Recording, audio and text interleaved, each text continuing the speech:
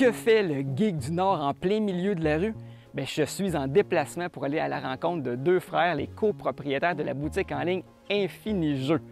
Mais aussi, sachez que le geek du Nord, c'est pas seulement un grand fan de jeux de société. Il y a un autre aspect de la culture geek qui m'intéresse beaucoup, qui me passionne, c'est la lutte professionnelle. Et je vous invite à venir me voir arbitrer pour la QCW qui présente des galas de lutte professionnelle sur la rive sud de Québec. Vous pouvez en savoir plus sur la fédération en allant sur Facebook. Faites une petite recherche QCW Wrestling. Patrick, Jeff, vous êtes des frères dans un premier temps, mais vous êtes aussi copropriétaires d'Infinijeux. Là, j'aimerais ça, Patrick, que tu me dises c'est quoi Infinijeux? Infinijeux, c'est une boutique en ligne qui existe depuis 2014. On l'a racheté de notre bord en 2018. OK. Dans le fond, c'est une boutique qui sert à faire de l'animation, de la location, de la vente de jeux de société. On parle de jeux de société. Évidemment, tu le sais comme moi, il y a beaucoup de boutiques qui font de la vente en ligne. C'est quoi l'avantage qu'un client a à acheter sur Infinijeux? L'avantage qu'il peut y avoir, c'est on égale les prix de la compétition dans le secteur. OK.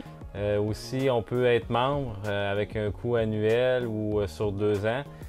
Puis on a le droit à des promotions là, tout au long de l'année, 15 de rabais.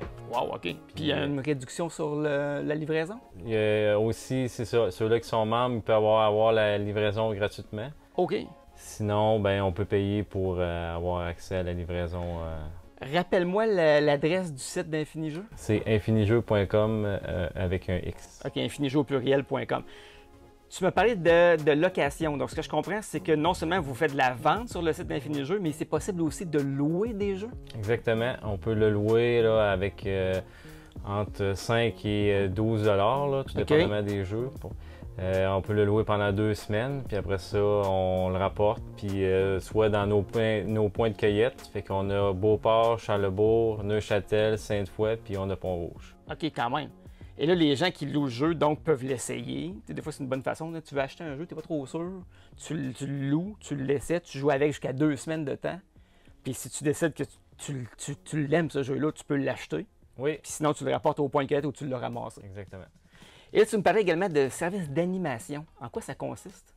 Bien, l'animation, dans le fond, c'est qu'on peut payer pour avoir un service d'un animateur qui va aller chez les clients faire de l'animation pour expliquer les jeux de société avec selon la thématique que le client voulait. Okay. Fait que ça peut être des parties de famille, bureaux, des écoles. Club social d'une entreprise. Club social, des fêtes là, de quartier, ça peut être. Fait qu'il y a une équipe d'Infinijeux qui va là-bas, qui amène des jeux en fonction, comme tu disais, du goût des clients. C'est ça. Explique le jeu, les aide même à la limite à jouer un peu, qui répond aux questions des gens. Oui, exact. Puis là, ben, si le monde, le groupe, hein, ce jeu-là, c'était donc bien le fun, ils peuvent l'acheter après sa boutique, puis après ça, ben, venir le récupérer dans nos points de cueillette. Super, merci Patrick. On va aller parler à ton frère maintenant. Tu vas nous faire une petite sélection là, de jeux que vous vendez sur Infinijeux. Jeff, maintenant, tu vas nous présenter 5 jeux en ordre, je dirais, du moins complexe au plus difficile. On commence par quoi? On va commencer par le jeu Hit. Ça ici, c'est un jeu qui joue jusqu'à 5 joueurs, de 2 à 5. À peu près une vingtaine de minutes. Puis c'est juste un petit jeu de cartes. Puis c'est vraiment pas compliqué. OK, mais la manière que ça fonctionne. C'est ça, j'allais dire que c'est un jeu de cartes, mais il y a de quoi, là, c'est ça? Ouais, c'est ça, parce que sinon, un jeu de cartes, on peut en trouver partout. Ouais, voilà. Voilà. Donc, c'est un jeu de cartes où est-ce qu'on va essayer de pousser notre chance. OK. Fait que, ce qu'on va faire, c'est qu'on va piger des cartes qui sont numérotées de 1 à 10. Puis, ce qu'on va faire, c'est qu'on va en piger 3. À partir de la 4e carte qu'on va piger, si jamais on a un chiffre qui est identique à ce qu'on a déjà, on perd tout. Fait qu'il faut vraiment faire attention pour pas piger des cartes qu'on a déjà. Faut essayer de voir un petit peu ce qui a été sorti. Bon, OK, là, je sais qu'il y a des cartes là-bas, puis ainsi de suite. Puis en plus, ce qui est particulier de ce jeu-là, c'est si je tire, mettons, un 6, je peux aller voler tous les 6 autour de la table. OK. Donc là, je vais voler les joueurs et quand mon tour revient, s'il me reste des cartes devant moi, c'est à ce moment-là que je vais les encaisser, je les mets de côté, puis ça va faire mes points de fin de partie. Et évidemment, la personne qui l'emporte, c'est celle qui a le plus de points en fin de partie. Et là, je constate qu'il y a une thématique Far West, beaucoup. Oui, pour y aller avec un peu avec le gambling, le bluff, là, les cowboys, où est-ce qu'il était autour. Les parties de poker à la taverne. Là. Exact, il y avait une grosse shop de bière. Puis après ça, ça va faire le duel dehors là, si je t'ai battu.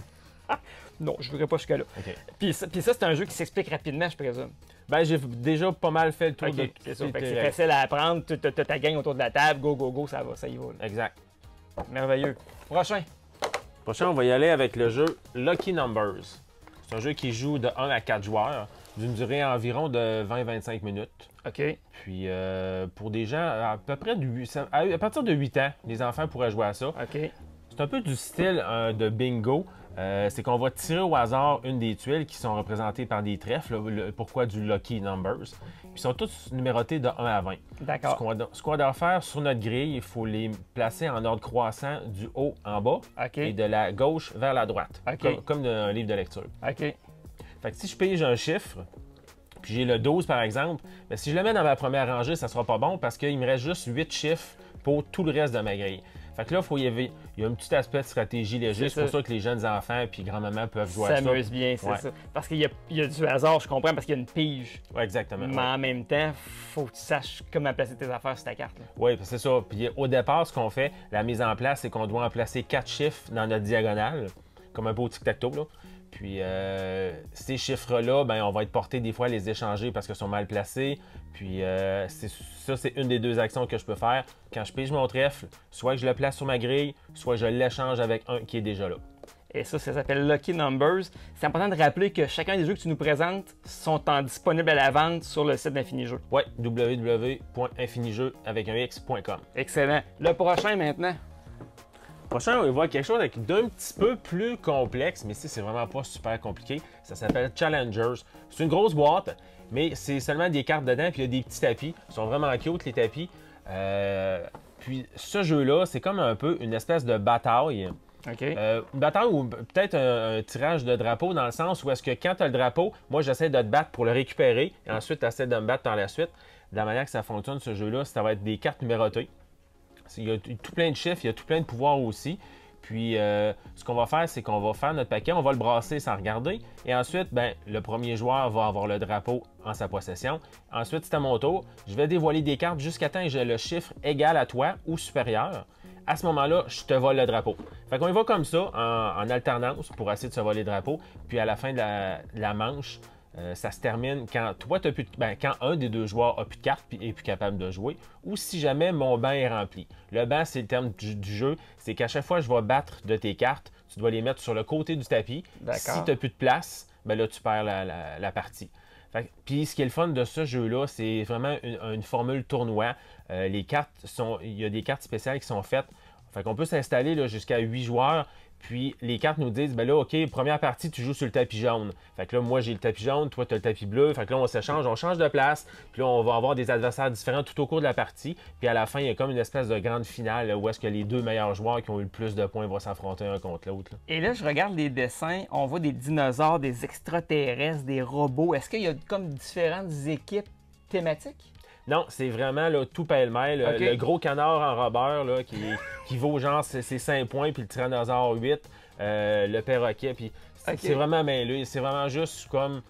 Ça fait rigolo. C'est ça, exactement, Ouais. c'est ça. Puis les dessins sont amusants là, sur la boîte en tout cas. Oui. Fait que ça, j'imagine que les enfants ont bien du plaisir à jouer à ça. Là. Oui, puis c'est ça, c'est pas bien compliqué. Tu fais juste additionner les chiffres. Fait qu'à la limite, ça peut porter les enfants peut-être à compter eux-mêmes. Là. Tant mieux, hein? Rien de mieux qu'apprendre en s'amusant. Ben oui. Prochain jeu, mon cher. Prochain jeu. Turing Machine. Ça, en plus, c'est Scorpion masqué. Oui. C'est québécois? Oui, c'est québécois. Fait que c'est un jeu Intéressant. qui vient d'ici. OK. C'est un jeu qui est quand même, qui appelle beaucoup à la réflexion. Je suis pas capable de jouer à ça. Non? Non. OK, on passe au prochain. OK. Dans le fond, c'est ça, c'est que c'est un jeu, ça va être une machine qui va... Est-ce que tu as déjà joué au Mastermind? Bien sûr. Ou est-ce qu'on... Oui, on a un code de couleur, puis il faut deviner la couleur que l'autre joueur a cachée. Là. Ça peut faire sembler à ça OK. parce que il y a un code qui est secret, qui est seulement dans le livret de réponse. Puis ça va être en interrogeant la machine, on va lui poser des questions. Comme par exemple, il y a combien de 3 dans le code? OK. Ou y a-t-il plus de chiffres pairs ou impairs? Fait que c'est toutes des cartes qu'on va installer en mise en place au départ. Puis là, ce qu'on va faire, c'est qu'avec nos... Puis là, c'est comme un système de cartes trouées. OK. Comme un peu à l'ancienne, dans la machine, là, je me souviens plus du nom. là. Genre de... Ouais, je sais de quoi tu parles, genre de vieille carte à punch. Oui, un peu, exactement. là. Puis on va les superposer, puis c'est là qu'on va voir s'il y a un crochet, ça veut dire qu'effectivement, oui, c'est bon. Puis s'il y a un X, c'est pas bon. Donc si je pose la question, mon code qui est par exemple, j'invente quelque chose, 2, 3, 4, Puis j'y pose la question. C'est le code que j'avais en tête. Ah bon, parfait, Gabo. C'est clair. Puis si la machine, j'y demande, est-ce qu'il y a un 3? S'il me dit oui, OK, c'est beau, il y a un 3, mais je ne sais pas nécessairement dans quelle position. Voilà, c'est ça. Puis si j'y demande, y a-tu un 3, puis il me dit non, OK, y en a-tu 0? Y en a-tu 2? Y en a-tu 3? OK. Fait que là, ça va vraiment mettre une couche supplémentaire là, de réflexion. Puis ce qui est le fun avec ce jeu-là, c'est on peut jouer en solitaire. Puis il y a même une application où est-ce qu'on peut aller chercher des nouveaux codes sur Internet. C'est ça que j'allais dire, parce que tu nous disais tantôt que les codes étaient dans un petit livret, c'est ça? Oui. Donc, il y a la valeur de rejouabilité. Est-ce qu'à un moment donné, on arrive rapidement au bout des codes? Je vais te surprendre parce que non, on va... D'après moi, excuse-moi l'expression, tu vas être décédé avant d'arriver au bout des codes. Okay. Parce qu'actuellement, il y a 7 millions de possibilités de jeux en tête. C'est correct. Fait que c'est vraiment, on y va avec l'application. On peut jouer longtemps. Oui, on peut jouer très, très longtemps.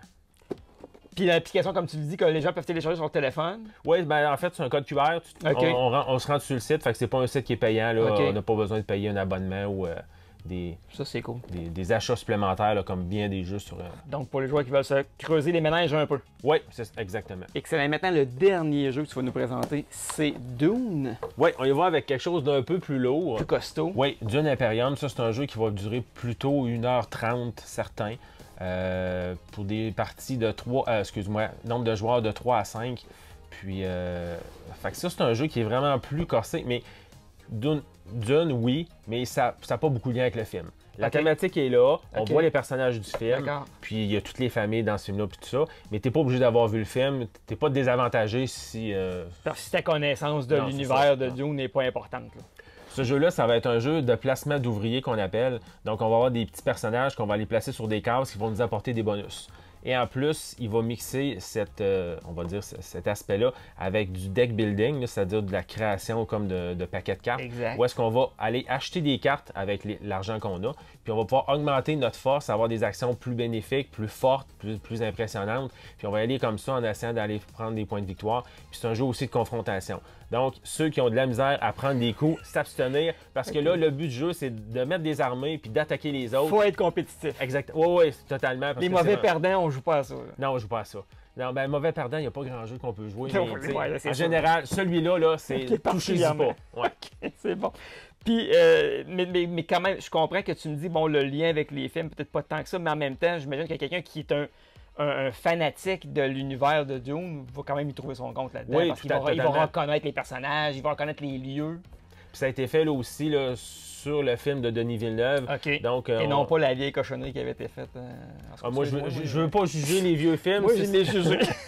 Pas de problème.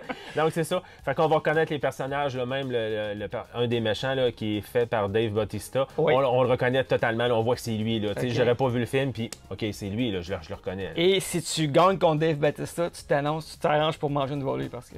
Ouais, ben c'est sûr. Là. C'est un ancien lutteur puis un ancien combattant des arts martiaux mixtes. Ouais. Merci beaucoup, Jeff. Plaisir, Très Martin. intéressant. Je répète encore une fois à nos téléspectateurs que vous pouvez vous procurer ces jeux-là sur la boutique d'Infini Jeux. Vous pouvez même les louer aussi.